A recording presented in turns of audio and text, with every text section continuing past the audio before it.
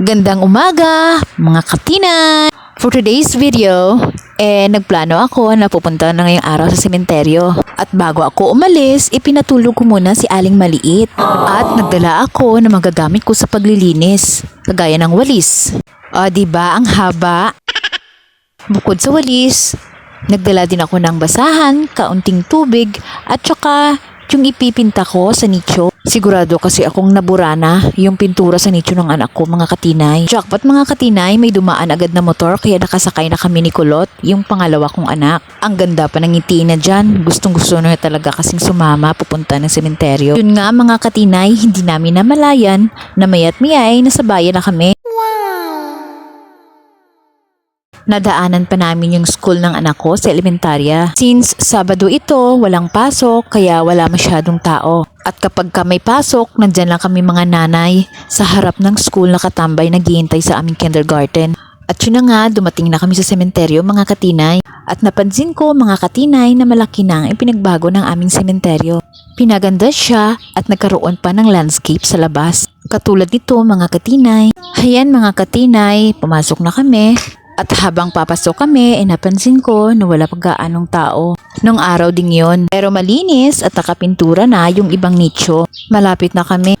Hayan at bumugad agad sa amin yung mga putol na kawayan. Nasa likod na parte ng sementeryo kasi yung libingan ng anak ko mga katinay.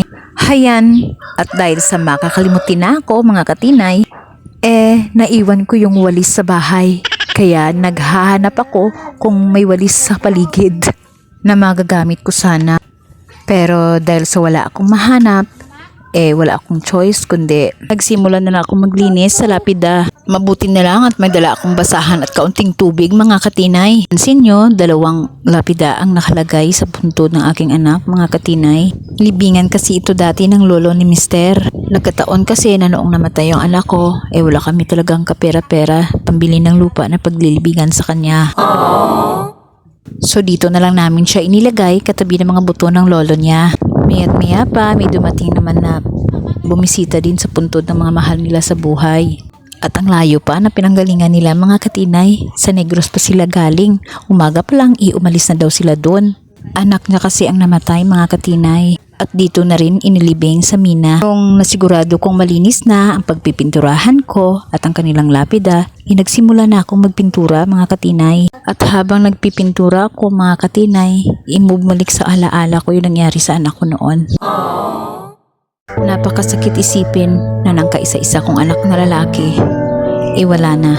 Alam ko, masaya na siya dun. At alam ko rin na may dahilan ang mahal na Panginoon kung bakit nangyari yun. Kung bakit niya kinuha ang anak ko sa amin. Lahat naman kasi na nangyayari sa buhay natin ay may dahilan. Kaya't ang lahat ng masasakit na alaala na dulot ng pagkawala niya ay kinalimutan ko. Kinalimutan ko. Pero hindi ang mga matatamis niyang ngiti at ang malalakas niyang halakhak noon. Habang nagpipintura ko mga katinay, hindi ko maiwasang tumulo ang luha ko. At halos patapos na rin ako dyan sa pagpipintura mga katinay. Mabuti na lang may kasama akong nagpipintuhan dyan. Dahil kung wala, magulgul na sana ako. O siya, sige, tama na ang kadramahang ito mga katinay.